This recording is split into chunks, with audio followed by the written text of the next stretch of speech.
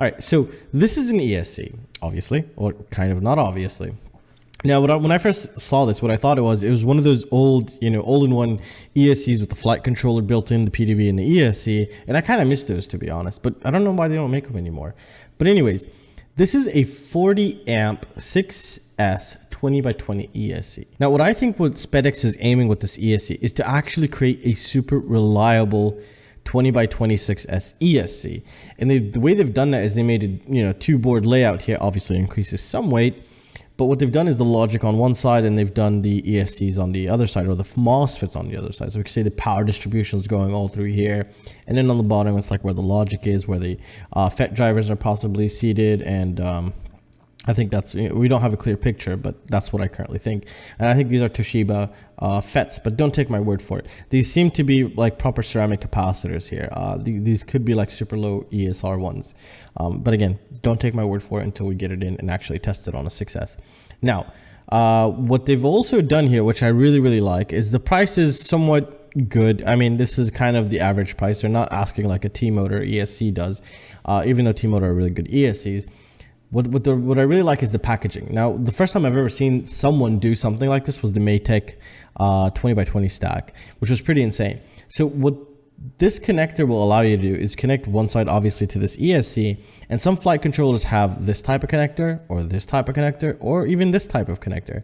And what you can do is you can use the ends of these connector, whatever size you want, and just plug them through the hole in the correct order that your flight controller takes them, and this way you don't have to solder those things on. And that is very thoughtful and very well.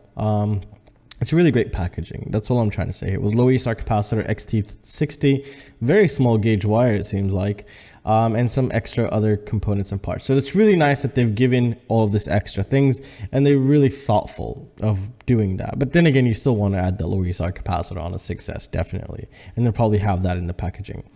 So SpedX is the company, is the manufacturer, as far as I know, and as far as I believe, I'm 90% certain. $60 is a pretty decent price, but and again, I'll have the ESC testing on this. But people should, I think, concentrate more on the budget components more than anything right now, because I think that's what's really selling. So this is interesting in two ways. One, I hated it. Two, I loved it. And then three, I hated it again. And why is that? Well, the thing is, when I first read it, I didn't look at the price. I was like, oh, it's an F7 sensor fusion, with or without barometer, doesn't really matter. Onboard memory, 3 to 6S LiPo direct input, and even Bluetooth. But where it really just slaps you in the face, in my opinion, is the price. I mean, why so expensive, GETFPV? So maybe they didn't create so many or something, and the manufacturer smacked them with a really high price. That's just theoretical. But it is kind of exactly the same design as the Iflight's Twin G, because look at it. I think it's a very elegant flight controller, in my opinion, because if you take a closer look here, you could kind of see how all the components are laid out. You have one gyro and all of its little bypass capacitors, and you have the other gyro here. And then you have your flight controller and its little bypass capacitors and some of the resistors here and there.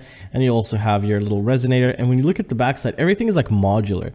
You have the OSD section here. You have your little resonator. You have your little capacitors. It's really nice. It puts a smile on my face. Here we have a switching regulator for the 5 volt because it's up to 3 amps. And overall, it's really nice. It says it even has an LC filter. So you can see the VTX here. So the camera would go in. It has some sort of filtration. Don't know to what extent, but they're saying it does that. And obviously it has Bluetooth. I don't really like how the Bluetooth is seated. It's just like taped on, I think. That's what it looks like. And they're not really showing it. I don't know how the hell it's seated in. Maybe connectors, and then, I don't know. It's nice, but then it doesn't seem like something that would be worth $50. But again, this is my opinion, and there could be some other thing that made it that expensive. So yeah, overall, I'll have it linked down below if you want to go ahead and check it out. I thought it was kind of interesting, but then I really, it feels like $40 like anything else. That'd be really nice. So this is also somewhat interesting. So we have the Mamba F411 all-in-one. This is the replacement for the Crazy Bee board that everybody hates. It's an F4 D-Shot 613 amp ESCs, and it might actually seem to be like 3 amp ESCs because those FETs look pretty large, but it's very hard to actually notice on camera. Well, they're not that large. I mean, they're slightly smaller than the FET driver here. So we have the FET drivers for the BB2 pulses. Yeah, it's a BB2 chip. And we have the MOSFETs right here. Filtration looks pretty good everywhere, I think. Let's see. It's decent. It's not bad, I think. At least it has some filtration. Better than some other ones I've seen. So this is pretty interesting. And what's really cool is they've kept it within the same price category. So they're not like, oh yeah, we're Diatone, so we're going to charge you $50 because we made it right. So that's really nice to know that Diatone has done that. And I can't wait to actually test it. So right now we're going to start with the pre-built quadcopter. Now in the beginning, what we're going to find is the Iflight SL5 here. You have a 6S and you have a 4S. Now both the 6S and the 4S are running 2306 motors. Obviously the 6S is doing the 1700 kV here, but where it gets interesting is once we scroll down. Now the 3D printed parts are not included, but what we're getting is the X F7 Twin G. So this has sensor fusion, gyro, so it has two gyros. They're the ICM gyro connected via SPI with sensor fusion. But wait, it even gets better than that. It has Bluetooth. That's insane. I didn't even notice that at first. So that's really great. I mean, that's pretty awesome with onboard flash memory of 32 megabytes, and you get quite a lot on this, and it's pretty interesting. Hopefully it's tuned out of the box. Now it will run 5.1 inch props because they do provide you with the Nazgul 5140s. They're pretty good props actually. They're really awesome. And I've been using them quite a lot recently. However, I stopped flying because I broke all my HD cameras. And I ordered some Runcam 5s right now. But it just looks like an absolute piece of art here. It is insane. So yeah, there's a 6S and a 4S. So you can choose whatever flavor you like. I'll have them linked down below, possibly also with some coupons. All right, so another quadcopter that took my eye, but I was like, wait, this is a really old quadcopter. So if you take a closer look at the motors, they're not 2207, they're not 2205 or 23 something. They're actually 1806 motors, so they're pretty small motors. And this is a 5-inch. I was like, wait, is this a 3-inch maybe? So what I think is going on here, now if you scroll down, what they're actually telling you is that you can get for ultra long 9 minutes of flight time. We don't know how aggressive or how it works, but it's 170 grams and 800 milliamp is all you need. So 800 milliamp battery is all you need. Now, this is really awesome. What they've done here is probably they've had old stock. Now, if you don't know this, when Diatone first started, they were just running Sunny Sky motors or rebranding Sunny Sky motors. And you can tell that these motors are what? Sunny Sky. Sunny Sky is well known for high efficiency. They are a manufacturer as well. And also the frame is a 5-inch, so they're repurposing possibly some of their old parts here to kind of push the old stock, but in a creative way. The price isn't that bad, but again, I want to see how well this actually flies and how well the tune out of the box is. But it is a pretty interesting little creation, I might say. Something a little different. And here, this is I think the last pre-built quad we're going to take a look at right now. Oh no, we have two more, which is this one right here, this one, and we're going to watch this one also. Those are pretty interesting as well. I'll try to cover these as fast as possible. Now here we have the HGLRC Parrot 120. It is a toothpick because it fits the category of a toothpick. And in my opinion, under 55 grams, no screws for the props, which are the push-on props, and XT30 and 3 SHVs. So this fits a typical class of a toothpick in my opinion, and it's priced at a pretty good price. $103 is not bad. Now, what gets really interesting here, now what's really great about this one, at the price that it's selling, it's HGLRC components. They're not the highest quality, but they're in the upper mid-range quality. This is where I would put HGLRC. They weren't always there. So you're getting an F4 flight controller, 13 amp ESCs. Now this is a 16 by 16 stack. So you're getting 13 amp ESCs, BB2 chip, which means D-Shot 600 maximum, 400 milliwatt VTX, which is really great, and 8,000 kV motors. Now I find this to be the sweet spot of motors for toothpicks, especially within the 55 gram range, because now you're able to run 2S and still fly great and get a good efficiency, and also fly 3S and just have an insane amount of time. And between I think 7,500 to 8,600 I think is a sweet spot, because those are basically the motors that I only enjoy on toothpicks. I don't like a 10,000 kV, just, you know, then you're just limited to a 2S.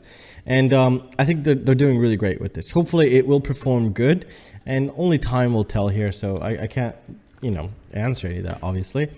Now, this is also pretty interesting. Kind of, not really. It's between a micro and a toothpick in a way, but it's using bigger motors than usual. And as you can tell, the propellers also have nuts in them, or screws in them. However, you can get this in two versions. You can get one with a regular FPV nano camera, and you can get one with the Hakcrc Turtle HD camera, the baby turtle. It's a little bit smaller.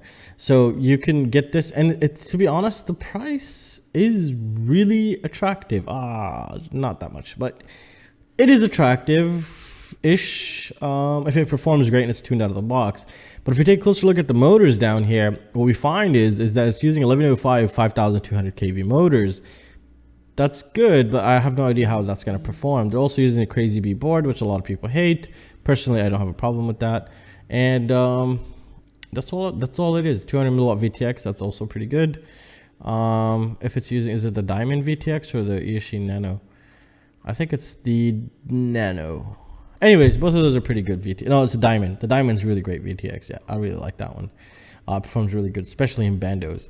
So yeah, that looks pretty reasonable. I mean, it's nothing too crazy. All right, so that'll also be linked down below. Now this one's really interesting. 70 bucks for a, I think it's a toothpick. So it's 70 bucks for a kit. Now you have to build this yourself. You got to be careful. So I have one on the way, which I'll be building. 70 bucks is not that much money, but hopefully it performs pretty good. Now I do like the specs that they're using. 1104 8600 kV. I think they should have went for like 1102 or maybe 1103. It might have been a bit more efficient. But this is just theoretical speaking. I don't know how it's going to perform once I get it. But obviously, I'll test the motors separately so we can get an idea of how they compare against the other toothpick size or the 11XX size motors. 20 amp ESCs, it is pretty reliable that they say that because it's not a 16 by 16 stack. It's actually a 20 by 20 stack. And also the F4 is a 20 by 20 stack. Nothing extra crazy, just a basic kind of quadcopter with some good... with some decent parts. So I think it's really great. Hopefully it's going to perform good, and again, only time will tell. All right, so right now this is the last on my list here, which is the Iflight SUX XE. So the E stands for eco, which means budget, which is I think one letter away from B. Just kidding, it's not. A, B, C, D. All right, so this is the final thing that's currently on my list that I actually have overlooked for a really long time. I didn't even know that this was even possible here. So what you're getting here is a proper F4 flight controller from iFlight. This is the Eco Edition, Economical Edition, the Budget Edition. It's a 30 by 30 with 45 amp 6S ESCs, 2 to 6S ESCs. And they are just BLES, which is going to be more than fine. You don't need D-Shot 600, I mean D-Shot 1200. And it has everything for 50 bucks. That's insane. They're trying to compete with the Mamba stack here. But I want to see the ESC because I don't think I've ever tested this ESC actually. Filtration is minimal, but they give you the capacitor and you should add the capacitor. They give you everything. That's really nice. I really like these clear nylon screws here, or nylon nuts. Really nice actually. So also what's really cool about this flight controller actually that I just noticed is you can either use connectors and you could just direct solder on the top if you didn't want that. So it's a really well thought out budget range flight controller stack. That's really nice actually. That's something that I would actually recommend because I think it's on one of the 6S quadcopters that I just got, the iFlight 6S that I reviewed recently. I think this is the one that's on there. That is interesting. I didn't know that. Well, that's interesting. All right, guys, so that's going to conclude it for this video, guys. I really hope you guys enjoyed it. There's a lot of new updates going to the channel right now. I got myself a new assistant, which is my friend. He's coming in, and we've been testing motors nonstop, and we're going to be testing the ESCs and doing all kinds of crazy things. Also, the Skies and OLED giveaway will be announced at the end of the month to my Patreon, so don't miss out. I got 2 of these, one for myself, one for the Patreons, and everything's linked down below, and I'll see you in the next one. Peace out, guys.